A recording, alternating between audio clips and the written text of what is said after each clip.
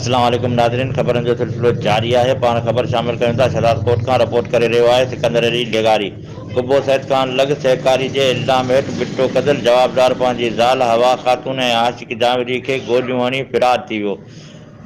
क़बूसैदखान लॻ ॻोठ दिली जान जावरी में ज़ुल्फ़कार अली जावरी क़ारनहं इल्ज़ाम हेठि पंहिंजे ज़ाल 35 साला हवा ख़ातून ऐं आशिक़ जावरी खे फायरिंग करण बाद फ़रार थी वियो।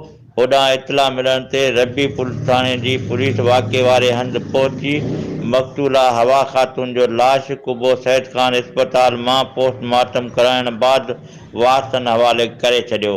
ॿिए तरफ़ क़ारनहं इल्ज़ाम हेठि आयल आशिक़ जावरी खे ॻणती जोगे हालत में लाड़काने इस्पताल लियो वियो, जिते हू ज़ख़्मियुनि जा सूर न सहंदे दम धणी हवाले करे छॾियो। इन सिलसिले में राबितो करण ते रबी पुलिस थाणे जे पुलिस इंतज़ामिया ॿुधायो त मक़तूल वारस अचण बाद केस दाख़िल कयो वेंदो।